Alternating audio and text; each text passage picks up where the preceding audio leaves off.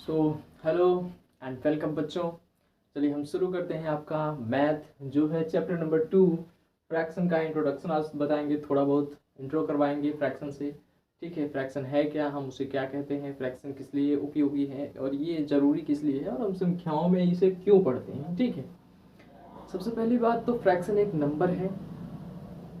ठीक है, types of numbers में आ जाते हैं आपका फ्रैक्शन। ठीक है, और सेकेंड बात ये है कि ये ज़रूरी क्यों है, क्योंकि हम जानते हैं कि अगर हमारी बहुत सारी संख्याएं होती हैं, उन सभी संख्याओं में क्या होता है कि अलग अलग प्रकार से न्यूमेरिकल आते हैं जो फ्रैक्शन के भी होते हैं। तो यहाँ पर थोड़ा बहुत अगर आप सीखे रहेंगे कि हाँ ये फ्रैक्शन इस तरीके से होता है और ये फ्रैक्शन इस तरीके से, मतलब कौन सा फ्रैक्शन किस प्रकार का है और हमें किस प्रकार से इसको सॉल्व करना है, ये ज़रूरी है, ये जानना आवश्यक है। ठीक है, तभी आप अगला कर पाएंगे। ठीक है, तो चलिए हम शुरू करते हैं। पहली बात तो यहाँ आते हैं वेरियस टाइप ऑफ फ्रैक्शन। ठीक है, मतलब जो डिफरेंट टाइप के हैं, यानी कई प्रकार के फ्रैक्शन होते हैं ना, विभिन्न प्रकार के, जिसे हम वेरियस टाइप्स कहते हैं। ठीक है, हम आप फ्रैक्शन को हम भिन्न कहते हैं। पहली बात है जो हमारा है डेसिमल फ्रैक्शन, यानी दशमलव का भिन्न जिसे हम कहते हैं। ठीक है, अब फ्रैक्शन हुज न्यूमरेटर डिनोमिनेटर आने से पहले मैं एक बात क्लियर कर दूं। पहली बात, न्यूमरेटर होता क्या है और डिनोमिनेटर होता क्या है। क्या ये पूरा चार्ट दिख रहा है जितना लिखा गया है? अगर ये ना दिख रहा हो, एक बार हम कैमरा से क्लियर कर लें थोड़ा सा। ठीक है, थोड़ा नीचे तक दिख रहा है, मुझे लग रहा है, आई थिंक यहाँ तक दिख रहा होगा आपको। ठीक है, यहाँ से अभी हमने, अच्छा थोड़ा उसके ऊपर दिखेगा आपको। ठीक है, यहाँ तक प्रॉपर तरीके से दिख रहा होगा इसके ऊपर। चलिए हम मिला लेते हैं, क्या उसके ऊपर दिख रहा है क्या, अब देखें एक बार और। चलिए ये देखते हैं भैया। इधर से तो दिख ही नहीं रहा है, यहाँ से देखते हैं। हाँ ठीक है, ठीक है, दिख रहा है। ओके, तो ये सभी जो दिख रहा है यहाँ से यहीं तक, मतलब ऊपर ही इसके बता दे रहे हैं। थोड़ा सा इसको इरेज करते हैं। हाँ चलिए, यानी दिखेगा तो इसके ऊपर ही। तो फाइनल ये है कि वेरियस टाइप ऑफ फ्रैक्शन है। अब हमको ये चेक करना है ना कि पहली बार न्यूमरेटर डिनोमिनेटर बता दे क्या है। देखिए, जैसे सपोज मान लीजिए 1/2 है। ठीक है, तो जो हमारा ऊपर वाला संख्या है इसको हम हिंदी में अंश कहते हैं और इंग्लिश में हम इसको न्यूमरेटर कहते हैं। ठीक है, और इसे हम हर कहते हैं, इंग्लिश में हम इसे डिनोमिनेटर कहते हैं। डिनोमिनेटर, ठीक है, ये दिख रहा होगा। या तो थोड़ा सा और ऊपर बताने की कोशिश कर रहे हैं, यहाँ पर जैसे देख लीजिए ये है, यहाँ तो दिख रहा होगा 1/2, इसे हम न्यूमरेटर कहते हैं, इसे हम डिनोमिनेटर कहते हैं। ठीक है, अब आपको ये डाउट क्लियर हो गया होगा कि न्यूमरेटर कौन सा है और डिनोमिनेटर कौन सा है। ठीक है, तो अब आगे चलते हैं। अब आगे चलने में थोड़ा सा अच्छा भी लगेगा, क्योंकि बच्चों को ये पता होना चाहिए ना। अच्छा हाँ, कुछ बच्चे ये कहते हैं कि सर मुझे ये बताइए कि ये जो न्यूमरेटर था और डिनोमिनेटर था हम भूल जाते हैं। न्यूमरेटर को डिनोमिनेटर करते हैं कहते हैं, और डिनोमिनेटर को न्यूमरेटर कहते हैं और करने भी लगते हैं, मतलब उसी में हो जाता है हमारा गलती। तो इसको एक प्रकार बताइए या मुझे कुछ ऐसा बताइए जिससे हम न्यूमरेटर को न्यूमरेटर ही जाने और डिनोमिनेटर को डिनोमिनेटर ही जाने। तो बात ये है। ठीक है, सपोज हमारी कोई संख्या है, यहाँ पर अभी ले लेते हैं। ठीक है, यहाँ पर मान लीजिए हमारे पास 1/2 है, ऊपर वाला न्यूमरेटर है, नीचे वाला डिनोमिनेटर है। तो एक बात हमको ये बताइए, डिनोमिनेटर कह रहा है और न्यूमरेटर कह रहा है।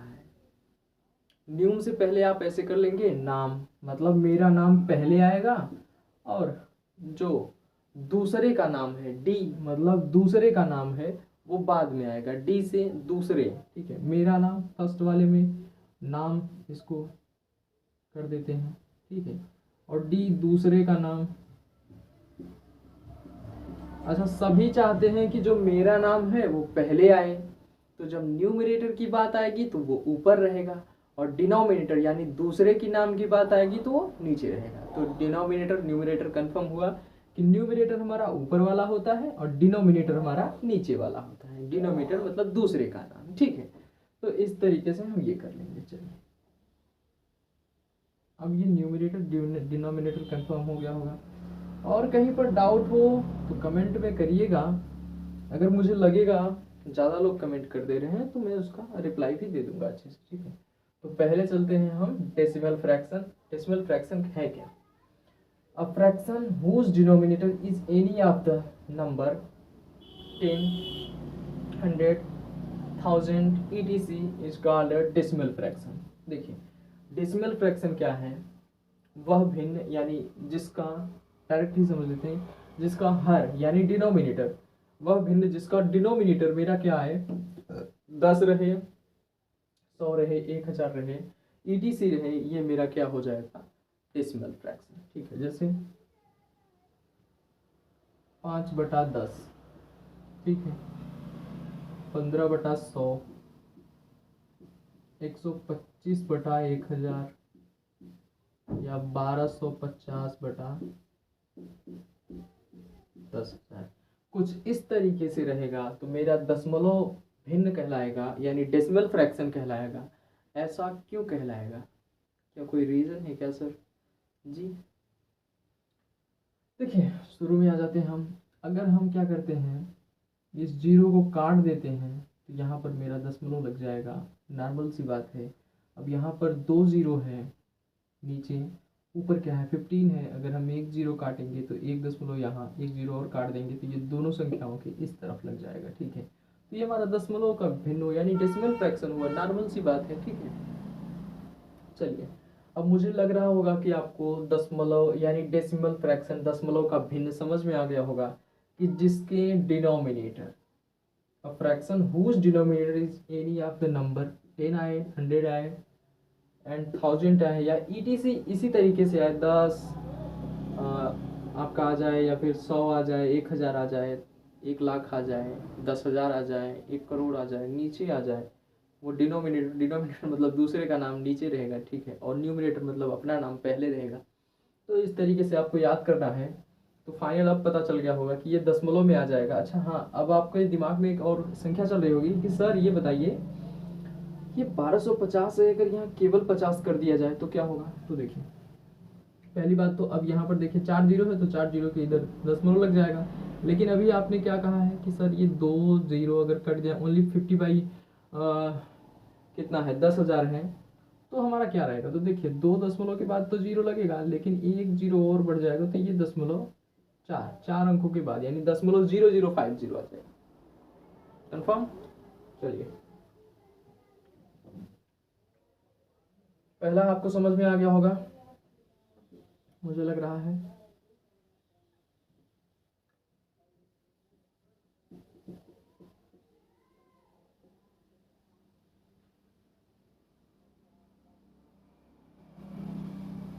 ठीक है, सेकंड में आते हैं वल्गर फ्रैक्शन। ये वल्गर फ्रैक्शन क्या है? वल्गर फ्रैक्शन, ठीक है, ये वल्गर फ्रैक्शन क्या है आप भी सोच रहे होंगे। चलिए देखते हैं। A fraction whose denominator is whole number, ऐसा भिन्न जिसका डिनोमिनेटर होल नंबर हो, ठीक है, होल नंबर हो मतलब एक पूर्ण संख्या हो, other than 100, 10, 1000 etc is called a vulgar fraction. Vulgar fraction हम उसे कहते हैं जो एक होल नंबर हो यानी पूर्ण संख्या हो, लेकिन 10, 100, 1000, 10,000, लाख इन सब को छोड़ के ना, अदर देन। तो यहाँ पर देखते हैं जैसे हमारा 20 2/10 नहीं रहना चाहिए, 10 रहेगा तो ये हमारा वल्गर फ्रैक्शन नहीं है। 2/5 रहेगा वल्गर फ्रैक्शन है, ठीक है। 15/25 रहेगा वल्गर फ्रैक्शन है, मतलब ये नहीं आने चाहिए। 10, 100, 1000, 10,000, लाख, करोड़ डायरेक्टली नीचे नहीं आना चाहिए डिनोमिनेटर में, क्योंकि यहाँ पर कहा है a fraction whose denominator is whole number, वो होल नंबर हो सकता है अदर देन इनके पास, ठीक है। ये सब नहीं रहने चाहिए। बाकी होल नंबर में कुछ भी आ सकता है, 1/2 भी हो सकता है, 3/10 नहीं लिख सकते आप, 5 लिख सकते हैं, कोई दिक्कत नहीं है। 15 लिख लीजिए, 215 लिख लीजिए, 1215 लिख लीजिए, कुछ भी लिख लीजिए, लेकिन ये हम नहीं कर सकते 10 15। ठीक है, तो यही हमारा क्या है, वल्गर फ्रैक्शन। वल्गर फ्रैक्शन समझ में आ गया कि जिसके डिनोमिनेटर यानी हर में हमारा 10 100 1000 ये सब नहीं आने चाहिए। ठीक है, फाइनल हुआ। चलिए सेकंड भी आपका समझ में आ गया। वल्गर फ्रैक्शन क्या कह रहा है, fraction whose denominator is whole number other than 100 10 1000 is called a vulgar fraction. इसे ही हम वल्गर फ्रैक्शन कहते हैं। ठीक है, चलिए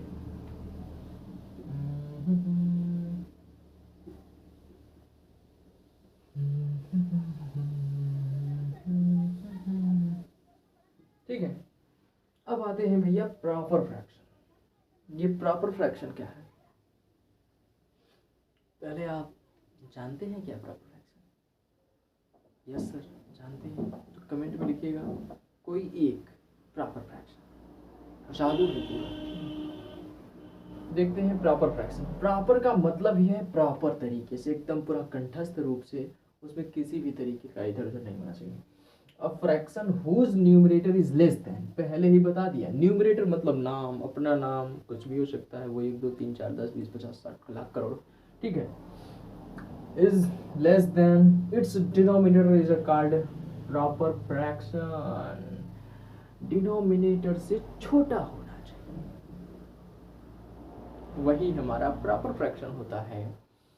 प्रॉपर फ्रैक्शन ऐसे समझिए जैसे हमारा कोई भी न्यूमरेटर है वो हमारे डिनोमिनेटर से छोटी होनी चाहिए, अगर बड़ी हो गई तो इम्प्रॉपर फ्रैक्शन। चलिए हम देखते हैं प्रॉपर फ्रैक्शन है क्या। 2/10। क्यों? क्योंकि हमारा कहा है a whose numerator is less than its denominator. ये मेरा दूसरे का नाम है, डिनोमिनेटर है, डिनोमिनेटर। ये मेरा न्यूमरेटर। इसलिए मैंने शुरू में ही आपको बता दिया कि न्यूमरेटर कौन सा है, डिनोमिनेटर कौन सा है। न्यूमरेटर किसे कहते हैं, डिनोमिनेटर किसे कहते हैं। तो हमारा जो न्यूमरेटर होगा वो लेस देन होगा डिनोमिनेटर से फाइनल।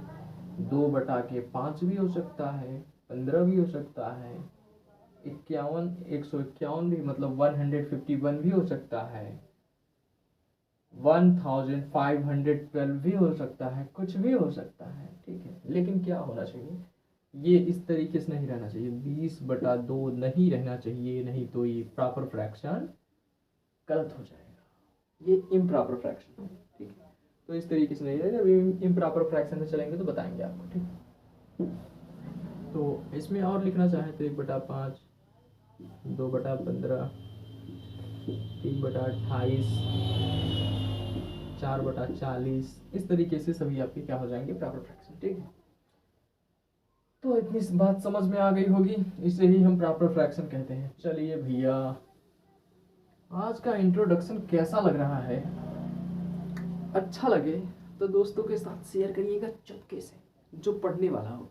जो न पढ़े उसके साथ शेयर करने से कोई फायदा नहीं है, वो तो देखेगा भी नहीं। ठीक है, तो आराम से चुपके से करिएगा। चलिए ये समाप्त। अब चलते हैं improper fraction. A fraction whose numerator is more than और इक्वल इट्स डिनोमिनेटर। वह फ्रैक्शन यानी ऐसा फ्रैक्शन रहना चाहिए, या एक ऐसा फ्रैक्शन जिसका न्यूमरेटर मोर देन हो, किससे, डिनोमिनेटर से।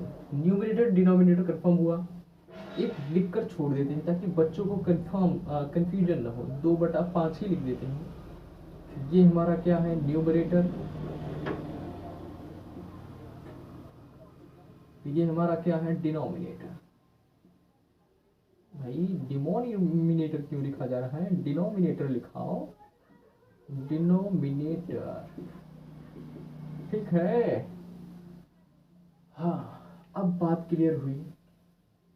लेकिन यहाँ पर क्या कहा है, इम्प्रॉपर फ्रैक्शन, तो हम इसको कर देंगे 12। तो इसमें हमारा हो जाएगा numerator is more than or equal, ऐसा जरूरी नहीं है कि बड़ा ही हो, बराबर भी हो सकता है, वो भी हमारा क्या होगा, इम्प्रॉपर फ्रैक्शन। चलिए देखते हैं। जैसे हम लिख दे रहे हैं 10/15 या 10/5 लिख दे रहे हैं। 15 लिखेंगे तो हमारा प्रॉपर फ्रैक्शन हो जाएगा ना। 10/5 हो गया 20/20, क्योंकि बराबर भी हो सकता है। Numerator is more than or equal, दोनों बराबर भी हो सकते हैं। और बराबर हो सकते हैं किससे, डिनोमिनेटर से। Is called an improper fraction, इसी को हम इम्प्रॉपर फ्रैक्शन कहते हैं। कुछ और उदाहरण ले लेते हैं। 50/5, 55/25, 68/23, ये सभी के सभी हमारे क्या होंगे, इम्प्रॉपर फ्रैक्शन। आपको तो अच्छे से समझ में आ रहा होगा कि इम्प्रॉपर फ्रैक्शन कैसे कहते हैं, जिसका न्यूमरेटर यानी नाम बड़ा हो दूसरे के नाम के अपेक्षा। ठीक है, जो दूसरे का नाम है यानी डिनोमिनेटर है। डिनोमिनेटर को याद करने का तरीका मैंने बताया है कि दूसरे का नाम पीछे रखते हैं भाई, नीचे रखेंगे, अपने से ऊपर नहीं रखेंगे। अपने से ऊपर अपना नाम, तो न्यूमरेटर में अपना नाम यानी न्यूमरेटर ऊपर हमेशा रहेगा, डिनोमिनेटर दूसरे का नाम तुम नीचे रखो।